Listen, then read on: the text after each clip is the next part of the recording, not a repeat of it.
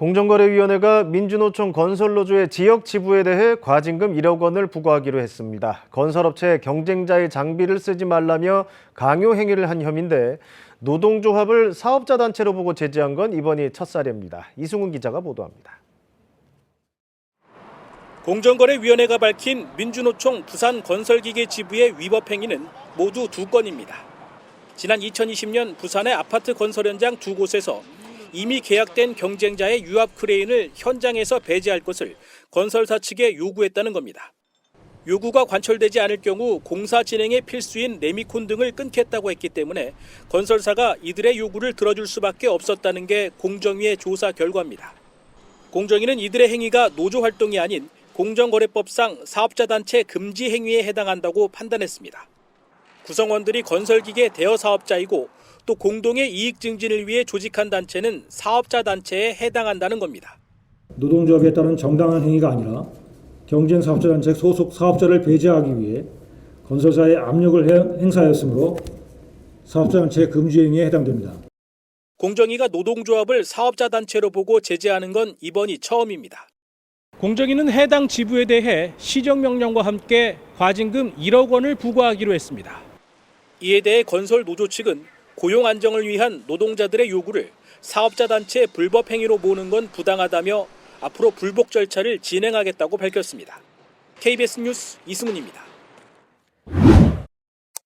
공정거래위원회가 건설기계를 소유한 사업자들의 단체에 과징금을 부과하기로 했습니다. 이 회원사들의 거래 조건을 강제한 게 공정거래법 위반이라는 건데요. 이 화물연대 역시 노동자이자 사업자인 만큼 처벌할 수 있다는 입장을 공정위가 내놓으면서 화물연대의 반발이 거세지고 있습니다. 정세배 기자입니다.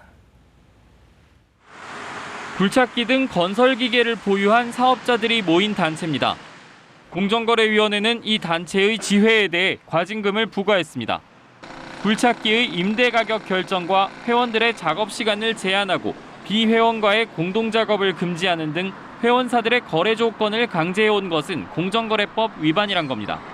소속 사업자들은 특수고용 노동자 성격도 있지만 이들이 모인 단체는 제재 대상이 된다는 것이 공정위의 설명입니다. 공정위는 화물연대에도 같은 잣대를 적용하겠다는 입장입니다. 화물연대가 외형은 노조이지만 실상은 사업자 단체에 속하고 이 경우 파업 동참을 강요하거나 다른 사업자의 운송을 방해하는 행위는 처벌할 수 있다는 게 공정위의 판단입니다. 화물연대는 노동 3권이 보장되는 노조로서 경우가 다르고 따라서 공정거래법의 적용 대상이 될 수 없다고 밝혔습니다. 공정위는 특정 직군의 단체 휴업과 관련해 과거 의사들의 집단 휴진 당시 대한의사협회를 같은 잣대로 제재한 바 있습니다. 다만 이 역시 노동조합의 성격을 다투지 않았다는 점에서 공정위가 조사에 신중해야 한다는 의견도 있습니다.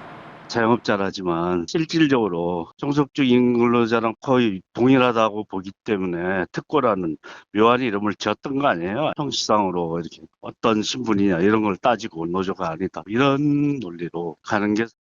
공정위는 화물연대에 대한 현장 조사를 다시 시도했지만 결국 무산됐습니다. 화물연대는 조사의 적법성과 현장 조사 필요성을 공정위가 충분히 설명하지 않는다면 조사에 응할 수 없다고 밝혔습니다. KBS 뉴스 정세배입니다. 화물연대 파업이 12일째를 맞은 오늘 정부는 화물차주 등을 대상으로 업무를 재개했는지 현장에서 확인해 들어갔습니다. 노동계는 업무 개시 명령이 기본권 침해라며 인권위에 조사를 요청했습니다. 박진수 기자가 보도합니다.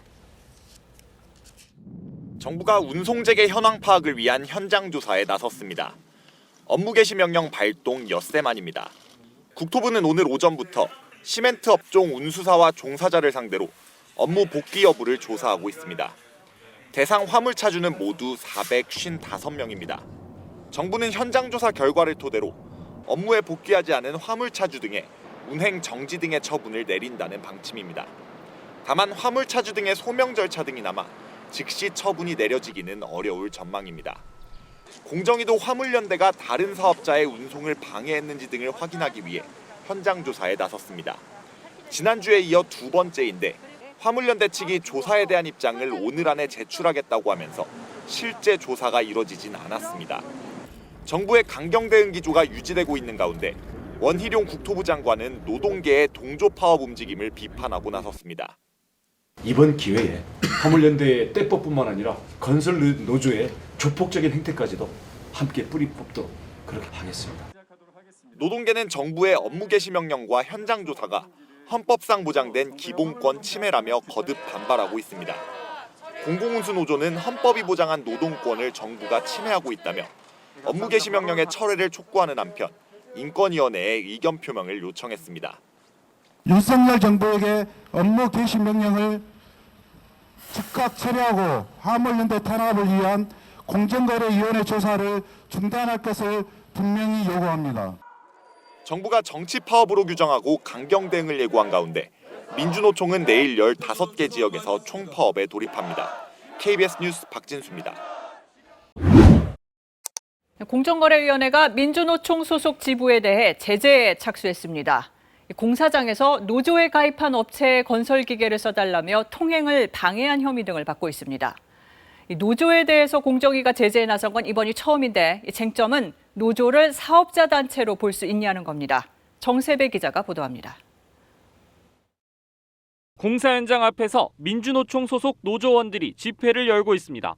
공사장 입구에 차를 세워도 트럭 한 대만 겨우 지날 수 있습니다.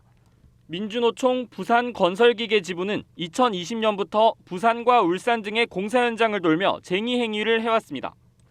노조 소속 사업자의 건설기계를 사용하도록 요구하고 건설회사가 받아들이지 않으면 집단 행동에 나서기도 했습니다. 일부 건설사들은 기존 계약을 해지하고 노조 소속 사업자들과 새로 계약을 맺기도 했습니다. 장비를 써주지 않으면 자기네들 건설기계를 다 세우고 그것도 안 되면 원청사의 다른 현장들까지 무력 시위를 하는. 공정위는 이를 사업자 단체가 해선 안 될 금지 행위로 판단했습니다. 공정거래법은 사업자 단체를 형태에 관계없이 둘 이상의 사업자가 공동의 경제적 이익을 증진할 목적으로 만든 결합체로 정의하고 있습니다. 건설기계 관리법상 건설기계를 소유하고 건설기계 대여업자로 등록을 하여 영업을 하는 사업자입니다. 따라서 이들 사업자들로 구성된 조직이므로 공정위는 최근 민주노총 부산 건설기계 지부에 심사보고서를 발송했습니다. 심사보고서에는 과징금 부과와 검찰 고발 의견이 담긴 것으로 전해졌습니다. 공정위가 노조를 사업자 단체로 보고 제재에 나선 건 이번이 처음입니다. 이에 대해 노조 측은 특수고용 노동자로서 법이 정한 노동조합의 지위를 갖춘 만큼 노조를 사업자 단체로 보고 제재할 수 없다고 반발하며 법적 대응을 예고했습니다. KBS 뉴스 정세배입니다.